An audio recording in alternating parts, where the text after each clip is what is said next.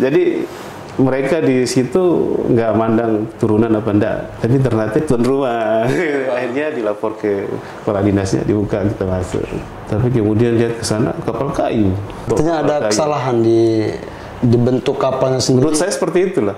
Tinggal dikaji lagi deh. Oke.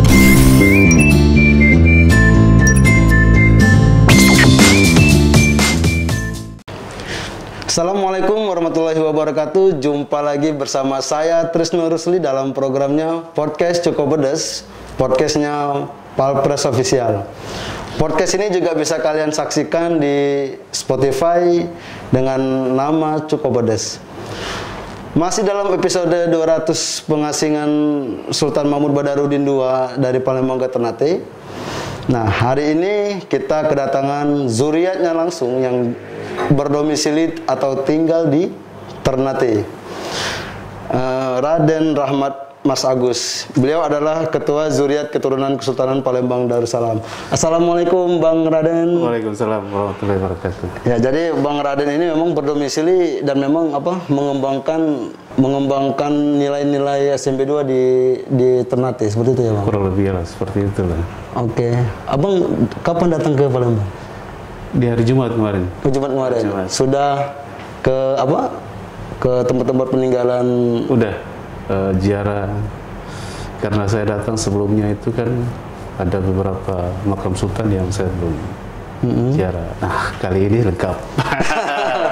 Atau memang datang kali ini khusus untuk peringatan 200 tahun ini ya? Sebenarnya enggak Enggak kita juga, ya? dinasikan ya. Jadi manfaatkan waktu yang kosong selama di Palembang.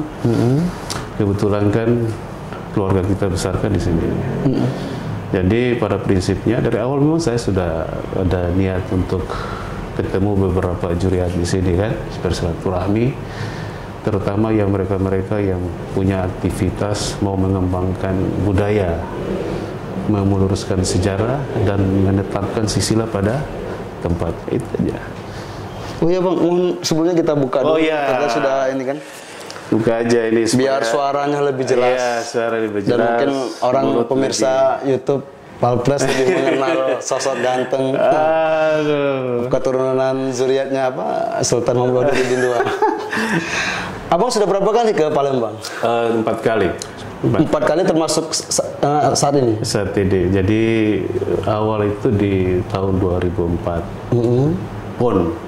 PON 2004 ya. Saya waktu itu kebetulan sebagai sekretaris pribadi Gubernur Maluku Utara. Oke. Jadi pas PON 2004 itu Gubernur panggil saya, "Mat, kau kan orang Palembang." Nah, gitu. Pulanglah gitu. Persiapkan saya ke sana. Gitu. Akhirnya saya ke sini lah bawa istri juga kan sekalian. Sekalian pulang kampung. Pulang kampung. Jadi sekali menyelam ya. Kalau di Palembang ini kan memang dulunya kan tempat Sultan Mahmud Badarudin II, dan memang ada beberapa peninggalan sultan itu ya, seperti Masjid Agung, kemudian ada juga Benteng Kota Besar. Nah, mungkin apa nih Abang pertama kali ngelihat peninggalan-peninggalan dari nenek moyang Abang sendiri? Iya, jadi kalau peninggalan seperti disebutkan tadi itu kan peninggalan dari Mahmud Badarudin I ya. Jaya Kromo. Seperti saya kunjungi ke masjid kemarin. Wah, ini udah pas ini namanya nih. Sultan Mahmud Badarudin Jayawikromo. Wah, pas namanya ini. Nggak salah ini namanya. Jadi pasti, tapi kemudian nanti masyarakat Palembang ini akan bertanya, Jayawikromo itu yang mana? Yang satu apa yang dua kan? Nah, sehingga perlu sosialisasi juga. Sebenarnya kalau menurut saya, pendapat saya, dalam Kesultanan Palembang Darussalam itu tidak ada yang namanya 1-2. Mahmud Badarudin I, Mahmud Badarudin II, nggak ada. Gelar sampai dengan Mahmud Badarudin aja. Tapi kemudian untuk membedakan dua orang ini, mana Jayawikromo, ya kan, mana Raden Hasan, jadi mereka menempelkan 1 dan 2 itu. Ya, mungkin untuk identitas generasi, ada generasi yang mempermudah. Jadi kalau saya ke masjid kemarin, kan baru ya kayaknya. Iya, namanya baru itu. Saya lihat di gerbang itu Sultan Mahmud Badarudin Jayawikromo, pas ini. sesuai dengan silsilah lama kan. Jadi kalau taruh satu, wah ini kayaknya kurang pas. Kemudian apa namanya, benteng saya nggak sempat ke sana karena saya tahu ada orang lain di dalam situ kan, yang sulit. Jadi kita tidak perlu, tinggal bagaimana caranya masyarakat Palembang dan Sumatera Selatan pada umumnya dan perlu dukungan dari pemerintah merevitalisasi benteng itu. Ya, dudukan pada apa sih benteng itu kan, ya, sehingga itu juga tempat kunjungan kan, kunjungan wisata sejarah. Kalau dibiarkan begitu ya sulit, tidak ada kenangan dalam situ karena rentang waktunya terlalu lama kan, terlalu lama. Jika kalau seandainya direvitalisasi, didudukan benteng itu yang posisinya sebenarnya pasti ada pada saat kunjungan ada pertanyaan kan. Nah, situ kan membuka wawasan pada para pengunjung. Apa sih sebenarnya yang kalau terjadi? Menurut Abang apa tuh Bang yang perlu dipertegas di benteng itu biar orang tahu? Itu balikan karena itu kan paling orang banyak tahu itu pasti kolonial yang didirikan. Padahal itu kan Mahmud Badarudin Jayawikromo yang didirikan. Sekaligus bisa jadikan istana di dalam kan. Berarti enggak. Jadi itu yang perlu, sehingga kalau seandainya tertutup, terisolasi dengan keberadaan pihak lain, apa pertanyaan-pertanyaan yang mau timbul di situ kan? Tapi kalau terbuka, para pengunjung pasti ada pertanyaan. Artinya pengen abangnya itu benteng yang bisa leluasa orang berkunjung ke sana. Tapi sekarang kan ada kantornya Kesdam 2 Sriwijaya kan. Terus kemudian museum yang tadi saya museum SMB 2. Nah, museum ini sesuai dengan saya telusuri itu katanya dibangun pada 1821 berarti setelah Mahmud Badarudin diasingkan. Tapi kemudian isi di dalam itu lebih banyak menceritakan Sriwijaya daripada ketimbang Mahmud Badarudin. Iya kan. Jadi kemarin sempat ke museum juga tadi. Saya udah berapa kali ke sini tapi belum sempat masuk kan. Kemarin tapi alhamdulillah pada hari Senin itu sebenarnya tutup katanya. Jadi pas saya sama teman-teman ke situ, Pak hari Senin tutup. Kita bersih-bersihin. Kita dari Ternate, wah tuan rumah. Gitu. Jadi khusus keluarga ya betul. Jadi mereka di situ nggak mandang turunan apa enggak, tapi Ternate tuan rumah. Akhirnya dilapor ke kepala dinasnya, dibuka kita masuk. Ada apa ditempatkan khusus orang Ternate di situ. Oke, nah setelah melihat dan berkunjung di sana apa yang? Nah, jadi pertama isinya itu, jadi seperti saya sampaikan tadi bahwa namanya Museum Mahmud Badarudin II, tapi isinya adalah Kerajaan Sriwijaya yang paling banyak kan. Ada beberapa yang ada berhubungan dengan Mahmud Badarudin di dalam ada. Salah satu contohnya gambar tentang pengasingan Mahmud Badarudin yang bermula dari benteng Kutak Besar itu. Ada gambar dirangkul sama kolonial itu dibawa ke Sungai Musi itu kan. Tapi kemudian lihat ke sana kapal kayu. Ya kan? Padahal kapal itu kan kalau menurut saya kemana-mana jauh itu kan. Keliling Indonesia pakai kapal itu, kok pakai kapal kayu kan? Tidak mungkin, pasti besi lah. Jadi di dalam mengekspresikan sesuatu secara harus sesuai lah, jangan sampai. Artinya ada kesalahan di bentuk kapalnya sendiri. Menurut saya seperti itulah, tinggal dikaji lagi deh. Ya, tapi pemikiran saya dengan logika saya menyatakan seperti itu. Kok bisa sih kapal kayu? Iya kan? Karena itu jauh. Dan kapal itu juga dipakai bolak-balik kemana ke Jawa. Kapal perang gitu. Kapal kayu. 1821 itu sudah modern kan? Kalau di Eropa, Amerika. Yang belum modern ya kita. Nah, terus kemudian yang kedua terpampang silsilah. Silsilah ini yang menurut saya coba teman-teman terutama juriat yang ada di Palembang ini, Sumatera Selatan pada umumnya, kemudian pemerintah maupun tokoh-tokoh akademik, sejarawan, coba melihat silsilah itu kembali. Karena situ kan tempat kunjungan masyarakat. Iya. jika kalau seandainya apa yang mereka lihat, pasti mereka menjustifikasi. Jadi menurut Abang silsilah itu juga keliru atau sebentar? Silsilah yang nama-namanya di dalam nggak keliru. Nggak keliru. Tapi urutannya yang keliru. Urutannya. Urutannya yang keliru. Urutannya yang keliru itu. Terus kemudian, coba saya lihat aja menyangkut dengan sultan yang terakhir. Nah, sultan yang terakhir ini yang perlu kita, teman-teman dari media perlu sosialisasi juga dengan sultan terakhir. Saya sebagai turunan yang di Ternate, kita tetap bahwa sultan terakhir adalah Sultan Ahmad Najamuddin. Tapi kemudian ada yang lain pakai Ahmad Najamuddin, ya dilanjutkan pakai Pangeran Ratu. Sebenarnya nggak boleh. Ahmad Najamuddin aja lah. Nah, jadi Ahmad Najamuddin Pangeran Ratu itu yang seharusnya. Jadi kalau di silsilah di sana, beliau itu namanya ditaruh di samping.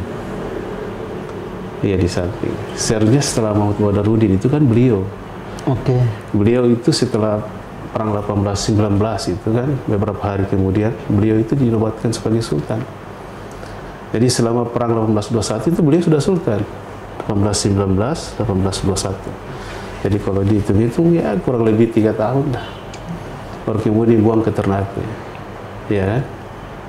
Jadi cerita gambaran itu harus logis dan jelas, ya sesuai.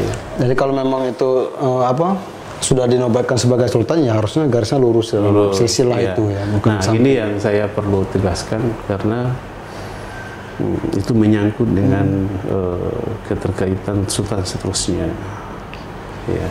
Nah, mungkin ya artinya jadi pekerjaan zuriat yang di sini mungkin yang melakukan fokus group discussion pada stakeholder mungkin. Iya, betul.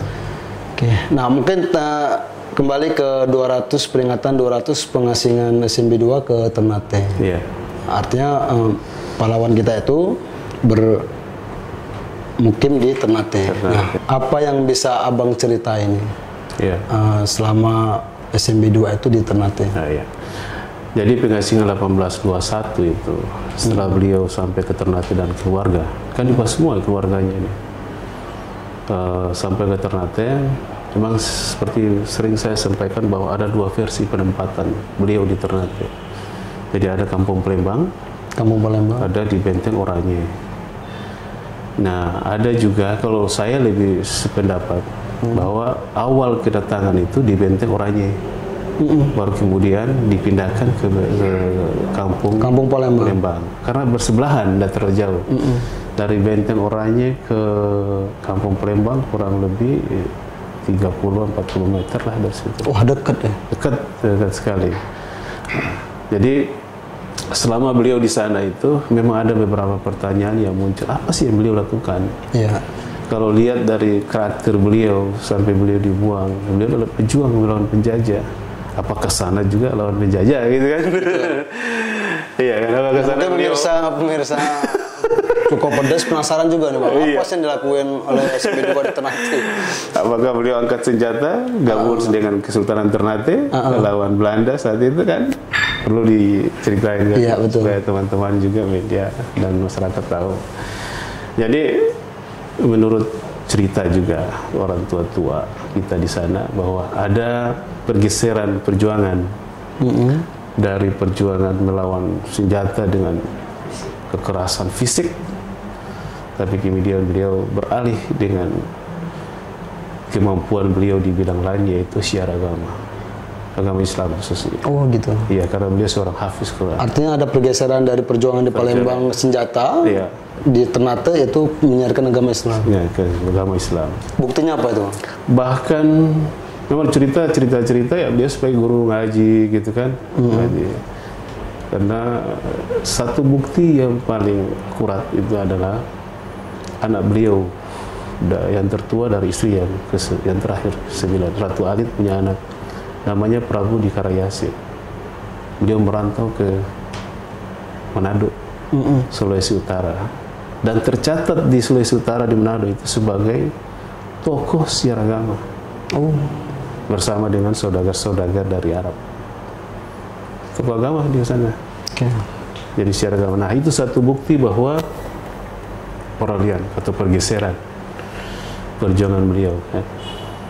Mungkin peninggalan-peninggalan lain seperti pusat belajar Islam, hasil peninggalan SMB 2 ada nggak di sana? Ya, kalau ditanya peninggalan beliau dalam bentuk fisik, itu tidak ada. Ada paling ya beliau punya peralatan-peralatan yang dipegang oleh keluarga kan. Tapi kemudian dalam bentuk seperti rumah itu bersih tidak ada. Jadi generasi di Ternate itu yang sekarang ini bahkan tidak tahu kampung Palembang yang mana. Iya. Saya kalau tidak diceritain sama orang tua-tua nggak tahu juga. Ya kemarin juga waktu abang ke istana adat Palembang Darussalam itu kan abang mengeluhkan kampung Palembang itu sekarang sudah menjadi pusat ekonomi di Ternate. Nah, mungkin apa sih upaya kita sebagai zuriat SMB 2 untuk mempertahankan kampung Palembang itu sendiri? Jadi memang ada beberapa peneliti juga sangat tekan menyangkut dengan ada bagian-bagian lah dari kampung Palembang prasasti apa. Jadi kami memang sama-sama peneliti yang kemarin-kemarin udah berusaha, nggak ada. Jadi yang orang tahu kampung Palembang, ya itu dulu kampung Palembang, sekarang itu Bank Mandiri gitu ya. Nah, bahkan kita tidak tahu siapa sih yang terakhir sehingga bisa berpindah tangan ke orang lain. Jadi sekarang dibangun oleh Bank Mandiri di kampung itu. Satu tempat Bank Mandiri. Jadi kalau kita untuk mengidentifikasi gampangnya gitu. Kampung Palembang yang mana? Itu ya Bank Mandiri. Padahal Bank Mandiri nggak ambil semua kan, dikit aja. Tapi sebagai mempercepat tahu gitu kan, mempercepat tahu bahwa lokasinya di mana. Jadi lokasinya luas, dekat situ luas. Hanya saja itu bukti sekecil pun tidak ada. Tidak ada di sana. Tidak ada. Jadi apa daya kita, ya. Yang penting kita bisa bercerita ke teman. Artinya kampung Palembang itu tinggal cerita sekarang. Ya, tinggal cerita dan itu orang tertentu saja. Orang sudah ya, anak generasi sekarang nggak tahu kampung Palembang itu. Padahal kampung Palembang itu yang jadi tempat tinggalnya selama. Jadi gini, apa namanya? 30 tahun kan? Beliau hidup itu 31 tahun Ternate. 31 tahun. Iya, di Ternate. Beliau meninggal kan berapa ya? 1852 ya. Jadi kurang lebih 31 tahun beliau di Ternate. Nah, sekarang kampung Palembang itu ada dua versi juga. Menyangkut dengan siapa sih yang memberikan kampung Palembang itu kepada Susuhunan Maut Badarudin dan keluarga.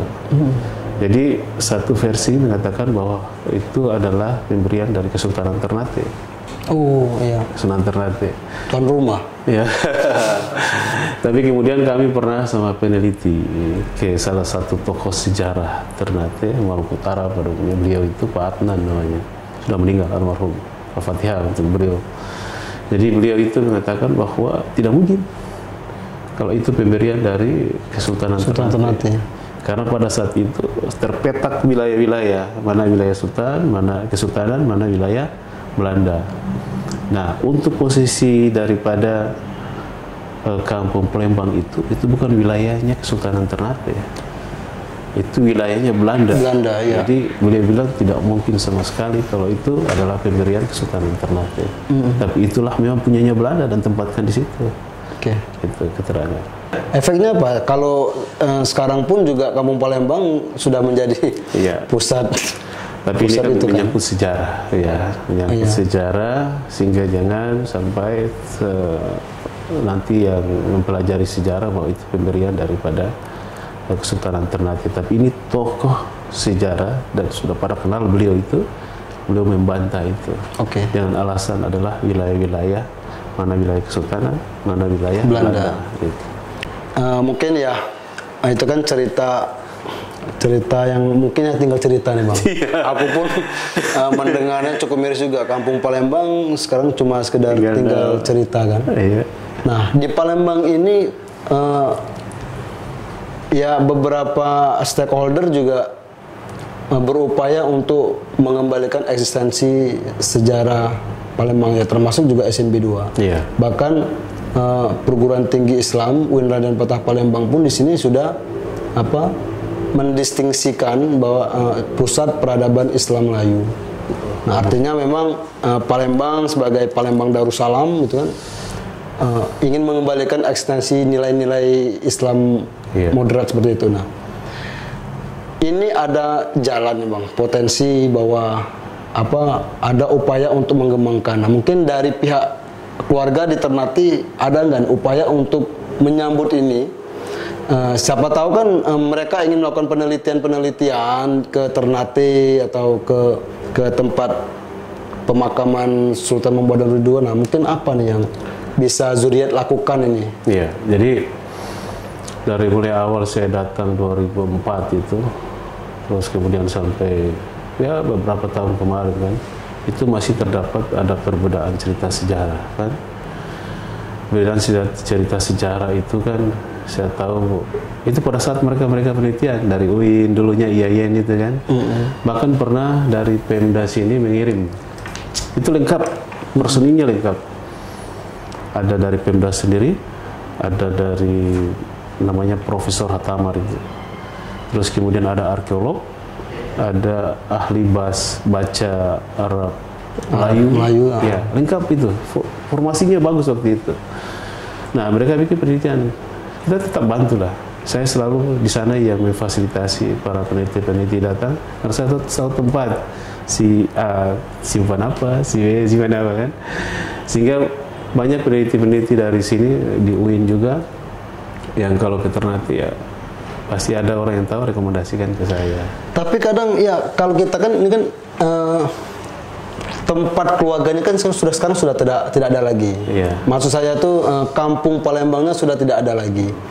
Otomatis orang luar yang ingin mengetahui sejarah Sultan Mahmud Badarudin II itu kan mereka entah mau kemana. Kemungkinan ya paling ke makam SMB 2 kan.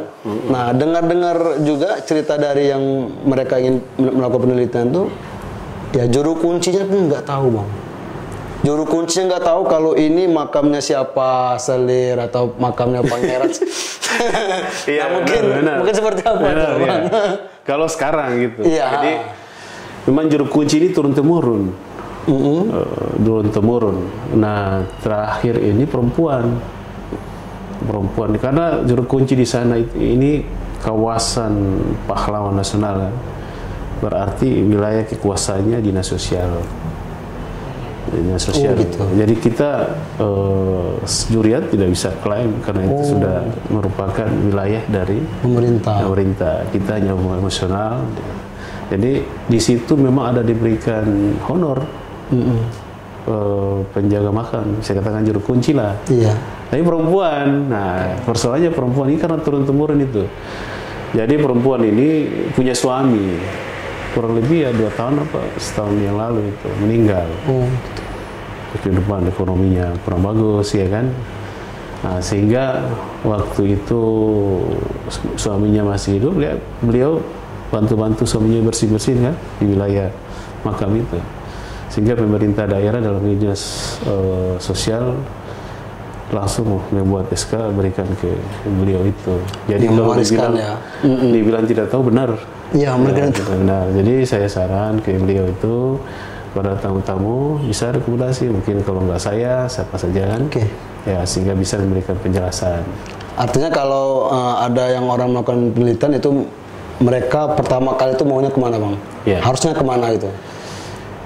Biasanya mereka pasti ke saya, nggak tahu dapat nomor dari mana. Ya tapi mereka nggak tahu kan? Tahu. Nemuin abang tuh di mana kayak gitu? Ya di Ternate lah. Di Ternate. Gitu. Ya, di Kelurahan Jati, Perumnas. Tapi pada umumnya yang dalam tanda kutip peneliti pasti sudah ada nomor saya itu. Oh gitu. Iya. Nggak tahu lah. Karena nomor saya itu ya dari mulai pegang HP sampai sekarang itu udah pernah ganti, sehingga setiap peneliti siapa saja pasti sebelum mereka ke Ternate udah kontak saya duluan gitu. Oke, baik Bang Raden Rahmat, terima kasih banyak sudah menyempatkan mengobrol di kantor media kita. Semoga dengan penjelasan Abang mungkin ya paling tidak keinginan kita itu cerita-cerita SMB 2 itu ya menular ke generasi muda kita nih Bang. Iya.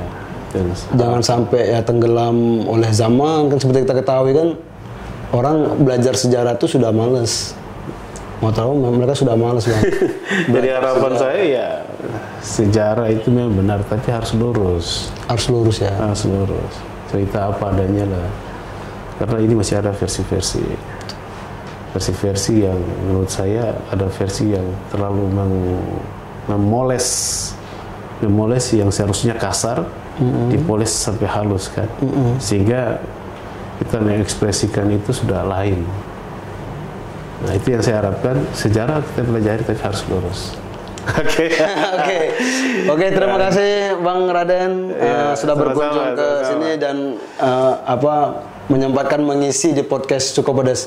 Baik pemirsa Cukup Pedas, sampai di sini dulu perjumpaan kita bersama Zuriat Kesultanan Palembang Darussalam di Ternate, Bang Raden Rahmat Mas Agus. Dan memang episode kita kali ini khusus untuk 200 peringatan pengasingan SMP 2 dari Palembang ke Ternate. Dan mungkin besok-besok ada beberapa narasumber lain yang juga membahas terkait cerita dari pengasingan SMP 2 pahlawan nasional kita. Bagi pemirsa yang ingin melakukan penelitian ke Ternate, mungkin kalau seperti yang kita bicarakan tadi, kalau juru kuncinya tidak bisa menjelaskan, mungkin bisa langsung ke Zuriatnya SMP 2 di Ternate dengan menghubungi nomor 0813 5653 3123, itu bersama langsung Bang Raden ya Bang? Ya, saya Rahmat. Nah, jadi Bang Raden siap memfasilitasi, memberikan data-data kepada peneliti maupun akademisi yang ingin melakukan penelitian di Ternate. Sampai jumpa di lain kesempatan. Terima kasih Bang atas kunjungannya. Terima kasih juga. Baik, assalamualaikum warahmatullahi wabarakatuh.